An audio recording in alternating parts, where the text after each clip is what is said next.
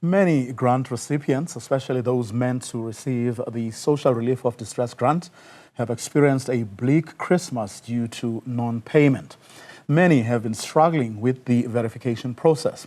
One of the main obstacles is the biometric verification that requires a smart ID that can be linked to the system. Organizations advocating for social justice, such as the Pay the Grants campaign, are also calling for a universal basic income to find a solution to end inequality. We're now joined by the spokesperson for Pay the Grants campaign to unpack this. Mr. Moyo, very good evening to you. Thanks very much for your time.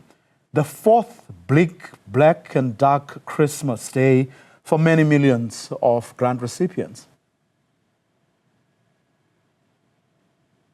Yeah, good evening and good evening to the viewers. It becomes a new normal for the grant recipients.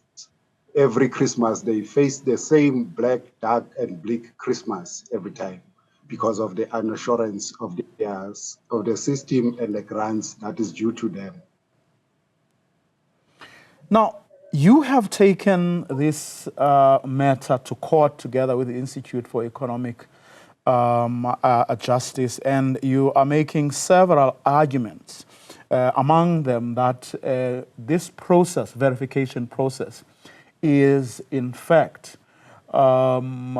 denying beneficiaries, deserving beneficiaries. And of course, the government is arguing otherwise. Yes, I think this has proven in many cases with the beneficiaries that are struggling even to have the so-called smartphone, let alone the data is another challenge because people are also not digitally smart. Those are other barriers which are man-made barriers to exclude many millions from accessing the grants, which has been designed to make sure that the more the number that is qualifying for these grants is reduced, then the Treasury can have a chance to maneuver around the austerity measures. So those are the exclusionary measures, not to say those are the systems that people are failing to meet the requirements, but it is the system that is being designed to make sure that it excludes many millions.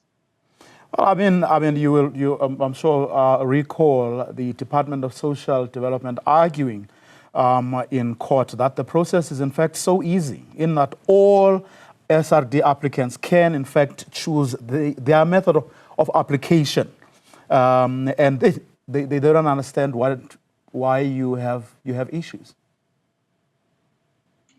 We still have issues because we're talking about not only few beneficiaries, we're talking about millions, which many of them, they don't have even a smartphone. They can't even understand the processes of application if you don't have your own smartphone.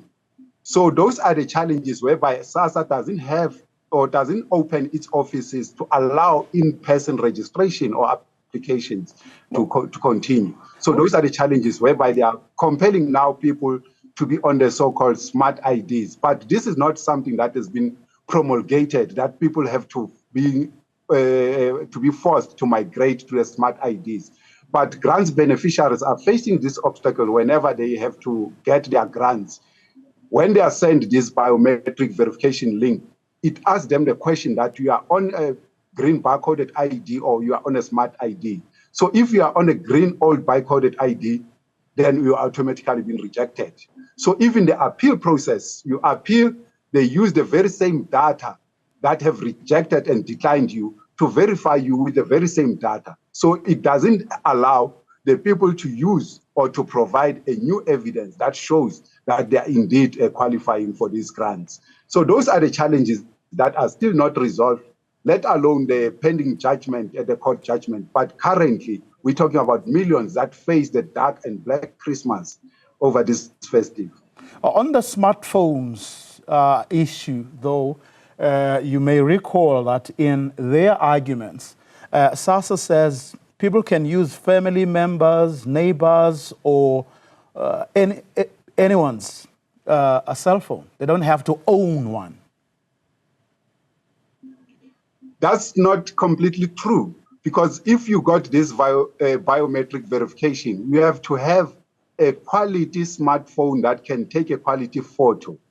So those are the challenges that many millions that doesn't have cell phone, doesn't own a cell phone, even if you are registered with someone's phone, if that particular person loses a phone or you loses your own, if you own one, they send what they call an OTP number to the very same phone or to the very same number that you lost. So what's the use of changing a number to a new number while they cannot assist you registering you with a new number that you are providing and making sure that you can access your money through the use of the new number?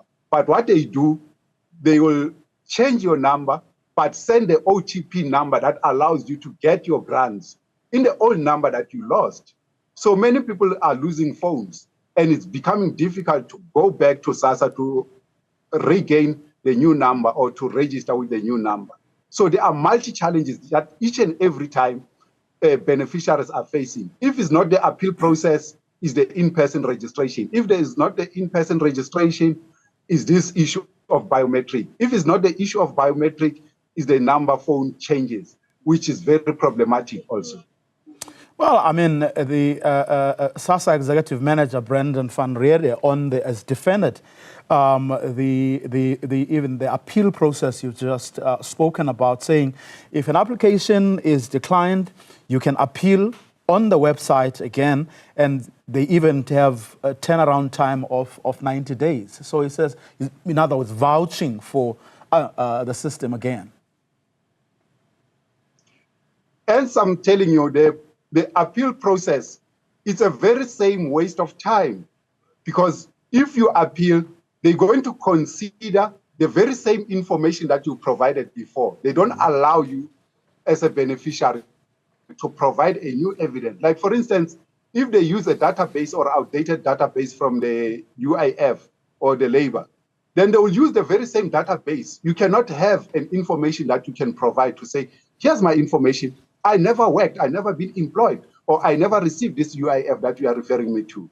So there is no such allowance that is actually an opportunity for people or beneficiaries to prove that indeed they have been unfairly declined. So the whole process is actually designed to make sure that it excludes and it frustrates beneficiaries. Once they are frustrated, then they no longer follow these things of appealing and all of those things. It's a very same process that they use to frustrate the so-called job seekers. When they are getting frustrated, they lose the momentum of going around and looking for jobs. So this is the very same mentality and the system that they're using now to the grant beneficiaries. So they make sure that they frustrate them with this system and the glitches and the errors or whatever they call it, and to make sure that those people, when they get frustrated, they will give up. Once they give up, then they automatically get chopped from the system. Well, we'll see what the court will have to say. In other words, the outcome of that application that you and the IEJ have made. Thank you very much for your time, Mr. Moyo.